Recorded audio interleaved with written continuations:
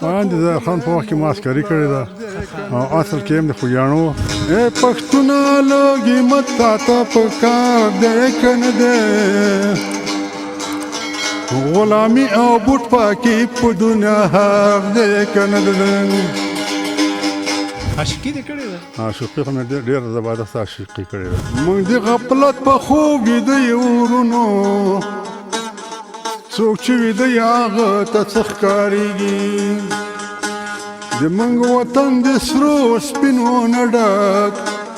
مال د مسافرو خپل خپلوان یادېږي د بعضې بعضو خپل جانان یادېږي غزانده په کابل کې جرګه عربستان کې ماجر په پاکستان کې پراته دي په خفګان کې سلامونه د افغانستان یوټیوب چینل مینوالو هیله ده چې روغ او جوړ اوسئ خوشحاله اوسئ ملګرو له تاسو مننه چې زموږ خپرونې تعقیبوئ دوستانو نن مو درته ځانګړی پروګرام آماده کړی په دې هیله چې پروګرام تر اخره له موږ سره وګورئ سلام استاد محترم ستړی مه شئ خوشحاله اوسئ تاسو هم په خیر راغلی څال د صحتونه هم ښه دي خیر خیرات دی مننه ژوندی اوسئ نوم مبارک دی نوم یې جنت ګل خټګر تخالت مې خټګر دی ډېر ښه خټګر صاحب عمر دې څومره دی یاره عمر مې دی دما په خیر چې پک اتیا کاله اتیا کاله ماشاءالله اتیا کاله د الله بس ول د ظاهر خان په وخت کې ما عسکري کړې ده او اصل کې هم د خوږیاڼو د وزیرو خوږیاڼی هم د وزیرو د پیرخیلو او دغلته یو ترور د ما دلته واده شوی د مور خور مې او دلته چې راغلي دغه درې کلن ومه چې راغلی ما دغه اتیا کاله همدغلته پوره شو په دې ساکو کلي کې شیوکۍ ساکو کې همدلته اتیا کاله دی همدلته اتیا کاله خټګر صاحب پیدا شوی همدلته دی پیدا شوی خو په خوږیاڼو کې یم او بیا مهاجر شو که نه پاکستان ته کم 23-24 کاله همالته تېر کړو بیا چې هغې نه راغلو بس بیا همدغلته یو بس همدغلته خټګر صاحب فکر کوم چې دا د ملګرو نه درته ډېر نږدې ملګری دی دا ډېر کلک ملګری سلام ستړی مه شئ ستړی مه شئ وروره ښه یې ژوندی اوسې ستا نوم زما نوم شیرلالا شیرلالا ډېر ښه دوستانو چې څنګه نوم شیرلالا دی همداسې شیرلالا هم دی دا د خپرونې او د خټګر صاحب ټول معلومات او ډېر لرې ځای نه شیرلالا راوستلی یم ډېره مننه شیرلالا ولې خټګر صاحب هلته رانغی زموږ چې څومره ښایسته ځای جوړ کړی و خټګر صاحب نو لږ ځرکۍ وډارسل له طالبانو نه چې وایي دا د ما سیتار ته به څه غږه وکړي هغه په خاطر رانغی هغه په خاطر رانغی و ښه خټګر صاحب څومره وخت کېږي چې رابه ستار سره د علاقه پیدا شوې ده دا ستار سره د ما علاقه یاره 55 کاله کېږي خو چندیان مې نه مې دی والی خو لږ لږ مې وهل او بس کور کې ولاړ یم بس په عسکري مې په ګردیز کې د ظاهر خان په وخت کې هماغلته هلک ستار وهه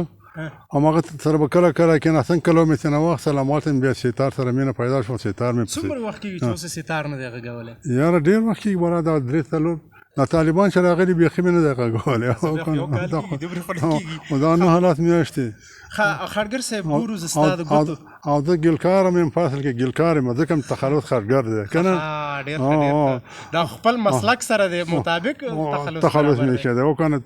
هسې نه چې ته که یې خټې او ځان باندې په غټ تخلص کېدی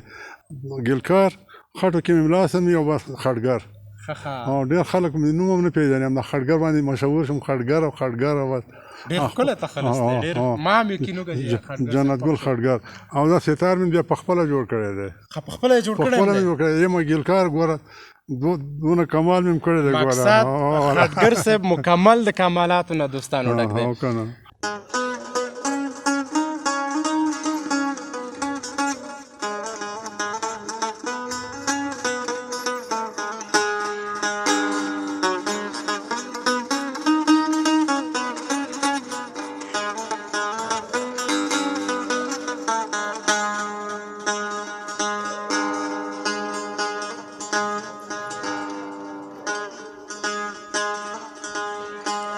خپل قسمت انسان ته هر ځای کې رسیږي گویا لیکه د هزل نه لیکل کېږي که د وسپنو قلا د ځانه تاو کې د هجل غشه مغل ته در رسیږي د تقدیر مخکې تکبیر د شګو بندې دریاب هېڅکله په شګو نه بندېږي خپل قسمه در سره عمل دی ملنګ جانه ستا نو ولې د یو بل نه ګیله کېږي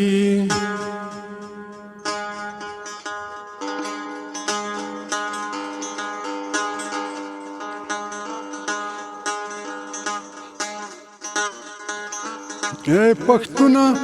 لږې متا ته پکار دی که نه دی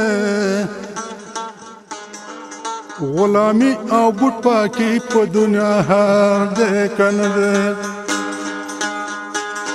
اے پښتونه لږې متا ته پکار دی که نه دی غلامي او بوټ پاکي په دنیا هر دی که نه دی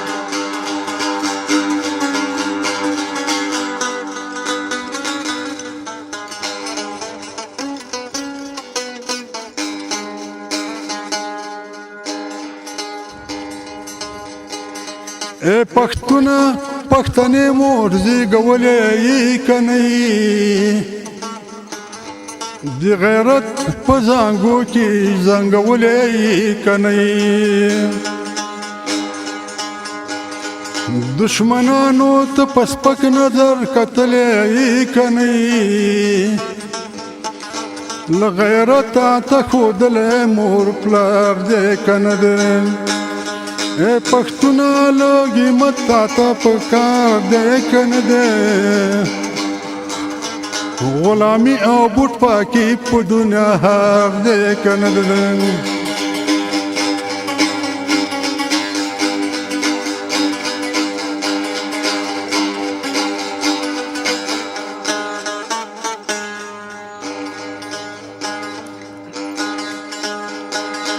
اے پښتونه سکیندو یهود آزاد شو که نه شو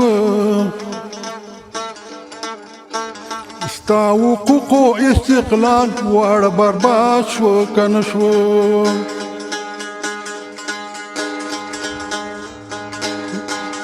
ایتمان د چلګزي ټول په پریاد شو که نه شو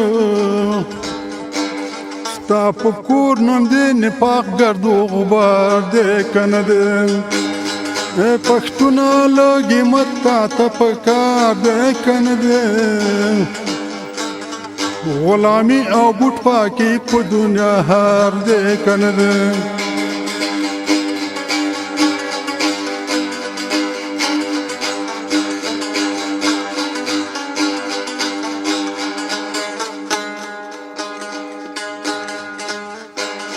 اے پښتونه ته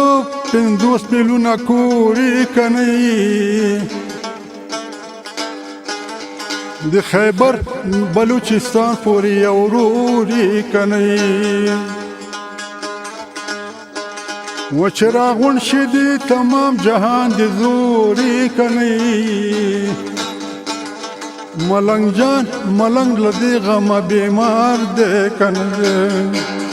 اے پښتونه لږې متا ته پکار دی که نه دی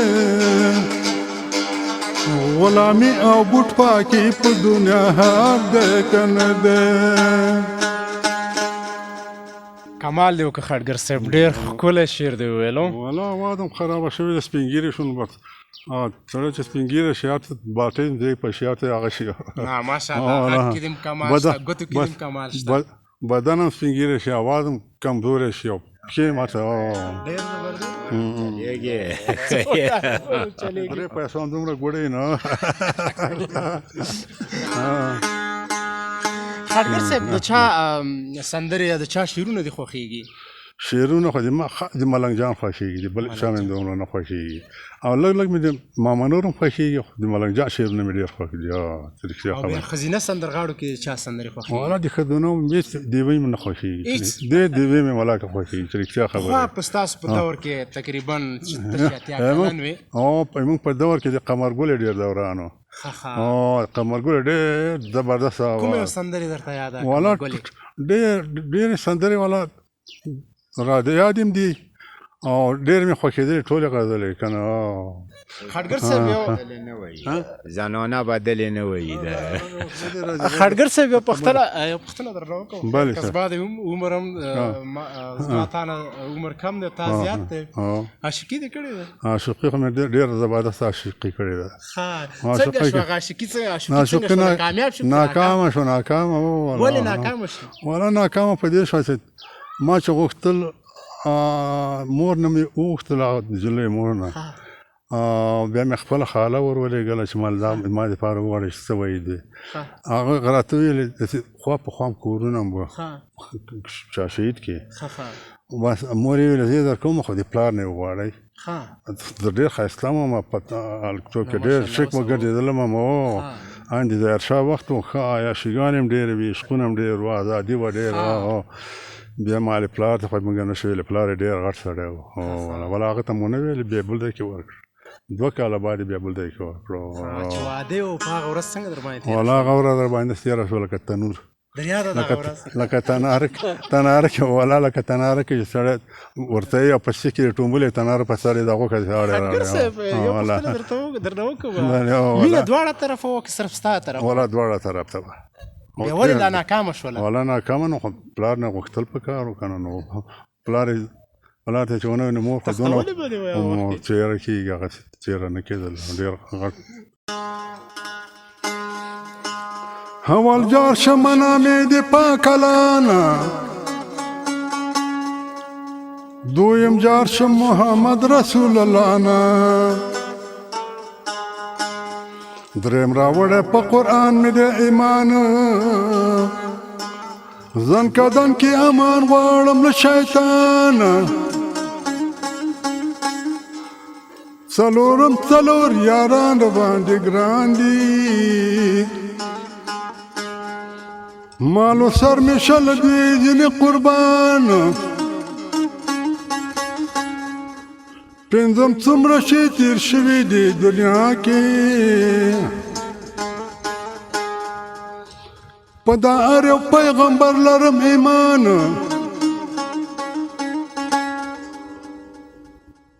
شپږم وګوره څلور فرښتې غټې سترګو رب کې ورانه وی شي ټول جهان جنت ګل دی سمندر په غاړه ناست دی قدرتونو ته د پاک الله حیران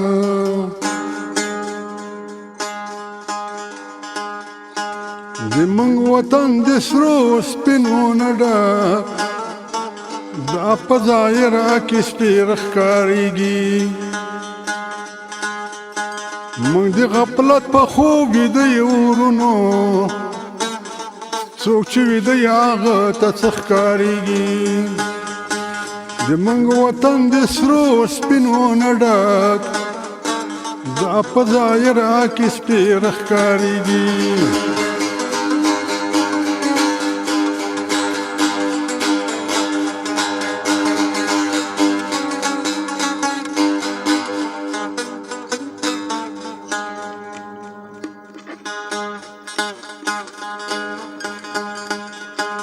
جګدلې غرونه د یاقوتو نه ډک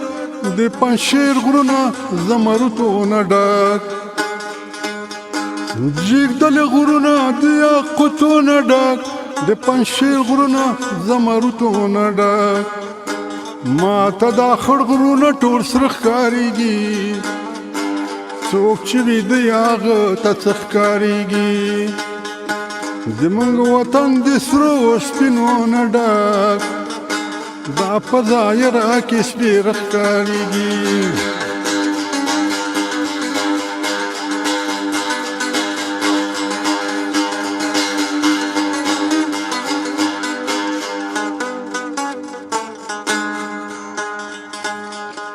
ټول ګاونډیان هم ایټم بم جوړوي افغانان ځان دپاره غم جوړوي ټول ګاونډیان هم ایټم بم جوړوي افغانان ځان دپاره غم جوړوي رښتیا وینا ورته ترخه ښکارېږي څوک چې ویده هغه ته څه ښکارېږي زموږ وطن د سرو سپینو نه ډک دا په ظاهره کې سپېره ښکارېږي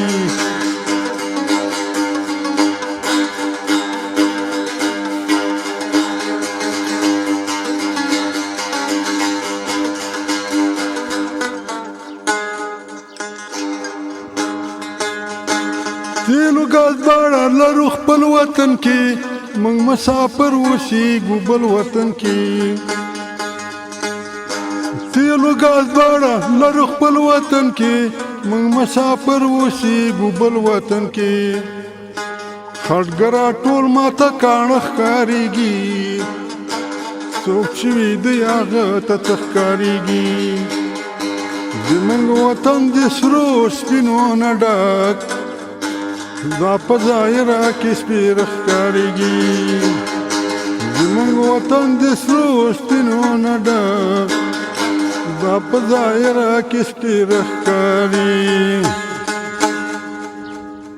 ما ډېر ښه شعرونه جوړ کړي نور هم ډېر مزهدار خټګر صاحب د پخوا پوښتنه رانه هلته رانه شو اوس رایاده شوله تا ویل چې کله مې مینه وکړله اوس دې هغه مینه ژوندۍ ده والله نه مړه شوې ده مینه دوه کاله خبر شم جلال آباد کې خبر شم یو نجلۍ راته وویلې د هغې مرګلې وه همصنفۍ وه بله هغې راته وویلې وه چې هغه خو مړه شوه څومره خفه شوې ډېر دونه زیات خفه شم لکه سړي چې خپله مور مړه شي والله وبله دونه خفه شوی یم پرې باندې رښتیا خبره مینه هم کله زړېږي د رښتیاو مینه یاره مینه والله چې را په یاد شي نه زړېږي بلکل تر مرګې پورې مینه یو که نه دا ما خپل زوی ته یو هغه کړی و زوی ته مې ښځه وکړله زوی مې په چا باندې عاشق و په چا عاشق و هغه خپله کیسه در یاده شوله هو که نه خپله قصه را یاده شوه ما ورته ویل ماله بچی یوه ښځه به درته وکړم اوس مستري شوی یم پوره یو اوس ښه دوکان دې ماس کړی دی مستري ده دوی مې اوس په بلجیم کې دی قرار ما یوه ښځه به درته وکړم ما ته که کوئ پلانې وکړه او که نه یې مه یې کوئ زه بلکل ښځه نه کوم ما ته به د ښځې نوم وم هغه خلک ښځه نه کوم ښه او خیر هغه م ورته وکړله خو ډېره ناجایزه په هوټل کې راباندې واده م کېښوده کم 11.5 لکه روپۍ مو لګېدلې خو دا چې ورته وم کړله شیرینخوري مو کړله 15,000 روپۍ دلته په شیرینخورۍ کې ولګېدله کورنۍ شیرینخوري مو ورته وکړله قرار دی هوټل یې راباندې واده راباندې هوټل کې ایښی و دا چې شیرینخوري مو کړله دلته مستریتوب کې به کله 2 روپۍ کله 800 کله 600 دا به یې راوړلې وایي په دې باندې خو دغه ولور هم نشم پوره کولی هوټل کې راباندې واده ایښی دا به څه کوم قرار بیا یو دانه تونس موټر یې د چا نه واخیستله په 2.5 لکه په 2.5 پیسې کوه کې هم نه په 2.5 لکه تونس موټر واخیستله هغه یې په نغد په 2 لکه خرڅ کړ همغې پیسې لاړو بلجیم ته 12 کاله وشوه ښه دې خبرې وایي دلته چېرې کېږي زه یا به مړ شم او یا به بد پیسې راوړم او ځم خارج ته موږ ټولو پسې ژړلو جواب اجازه هم نه ورکوله چې مزه څه کوې که مړه وو که ژوندي یوازینۍ وجه خټګر صاحب د همدغه د واده د وجې لاړ همدغه واده د وجې نه لاړ وطن یې پرېښوله مستریتوب سامان یې ټول راوړ دلته کور کې ډېره کرنجونه او پلاسون او دا رقم شیونه او پیشکشونه او دا ټول یې خالي کړه چې لاړلو بس لاړ اعنان ته ورسېده اعنان ته چې ورسېده ماته هغه ویلې ما هغه دلته خو موږ کله کچالو کشي کوو او په ژمي کې وایي مالټېش کوو او کریټوي او د ورځې 9 یورو راکوي 9 یورو نه دې نه به څه به بچت وکړم وایي 3-4 روپۍ د موږ نه د ورځې خوراک یې لګېږي هېڅ شی نه 5-6 روپۍ راته پاتې کېږي او د موږ په داسې خرڅ هم راپسې دی هلته د واده خرڅ هم دی د هوټل د واده بیا ما څه ویل انډیوالان دلته ځکه ډېر راځي د موږ کوټې ته او خپل شعرونه وایي ته مې یو دانه شعر جوړ کړه ما ته یې راولېږه سبا ته د موبایل کې زنګ درته وهم درنه ټایپوم ثبتوم نه په دې وخت کې به څنګه د یو شعر جوړ کړم هغه ته معلومه بس شعر مې چې ورته شپې مې چورت وویل بړستن مې څه کړل د بړستن اعلان یې همداسې شروع شوم بیا سبا چې زنګ راته ووهم ما ته ویلې هغه شعر یې جوړ کړی دغه وخت مازدیګر کې مازدیګر کې شعر وایي چې څنګه چې کوم شعر دی هغه راته جوړ کړی دی مالي وړکې مې درته جوړ کړی 2-3 خبرې دي وایي ښځه ووایي چې هغه مې موبایل مې په ثبت کې اچولی دی بیا انډیوالان راځي هلته موږ کوټې ته او کله موږ د هغوی کوټې ته د شعرونه هم وایي او غزلې هم وایي بیا همغه شعر اوس درته زده همغه شعر به درته زه همداسې ووایم نو زه ته همداسې ووایم څنګه دې ورته هغه شعر مې داسې ورته وویلې که نه ما له د مسافرو خپل خپلوان یادېږي د بعضو خپل جانان یادېږي هلته نوم اشارات هغه کړه که نه ما له د مسافرو خپل خپلوان یادېږي د بعضو خپل جانان یادېږي زه چې راتلم واړه راغونډو ماته هغه سلګۍ مې د مور نه هېرېږي د بعضو خپل جانان یادېږي که نه مال خټګره خټې د هغه مال دغه نوم فاروق دی دوی نوم یې مال فاروقه ګرځه د یتیم په شانتې فاروقه ګرځه د یتیم په شانتې چې مور و پلار یې په زړګي ورېږي د بعضو خپل جانان یادېږي مال اولاد جوړېږي د زړګي له غوښو خټګره ځکه د زړه نه صبرېږي د بعضو خپل جانان یادېږي مولا دا مې چې ورته ویلې ما موبایل کې په ژړا شو سلګۍ ملګۍ کولې وایي هغه دا خو دې ډېر زبردست شعر جوړ کړی دی راته وایي ودې ژړولم او که نه نو بس هغه هماغلته دی تقریبا 12 کاله یا 13 کاله به یې کېږي چې تللی دی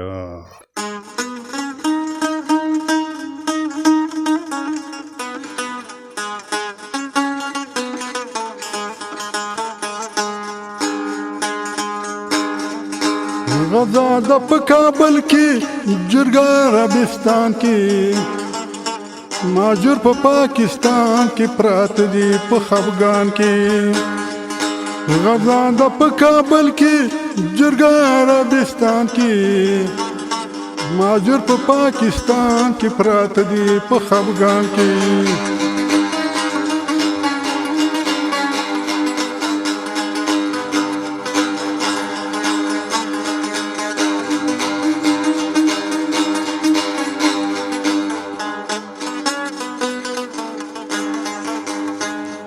غزا د په کابل کې راځي مسلمانانو دشمن باندې عمله ده لاس پورته کوي ځوانانو دشمن باندې عمله ده لاس پورته کوي ځوانانو یو داسې ګزار ورکړي چې ثاني نوي جهان کې ماجر په پاکستان کې پراته دي په خفګان کې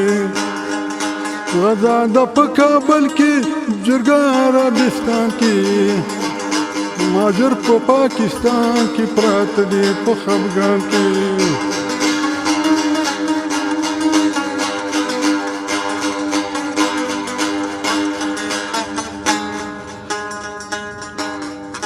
غزا د په کابل کې راځي چې پی وردو جنډې به د خلقیانو اول کې وسیدو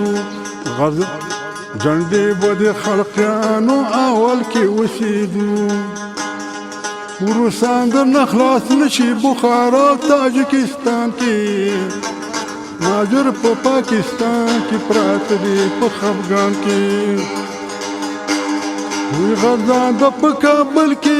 جرګه عربستان کې ماجر په پاکستان کې پراته دي په خفګان کې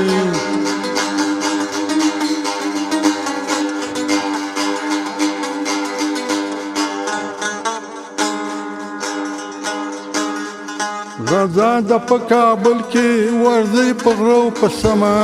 د ماورونو درجار شم نور مکې نه بیغمه د ماورونو درجار شم نور مکې نه بیغمه غزا د په کابل کې ورځي په غرو په سما د ماورونو درجار شم نور مکې نه بیغمه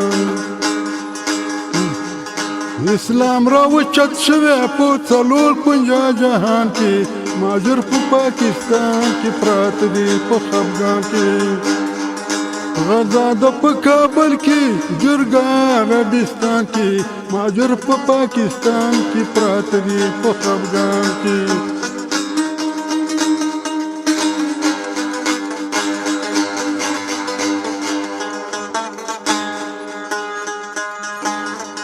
غزا د په کابل کې سلام په شهیدانو نالت د خدای وریږي زمونږ په دشمنانو نالت د خدای وریږي زمونږ په دشمنانو ورته وایي جنت ګل چې پرې نه دی په پغمان کې مهاجر په پاکستان پراته دي په خفګان کې وی غزا د په کابل کې جرګه عربستان کې مهاجر په پاکستان کې پراته دي په خفګان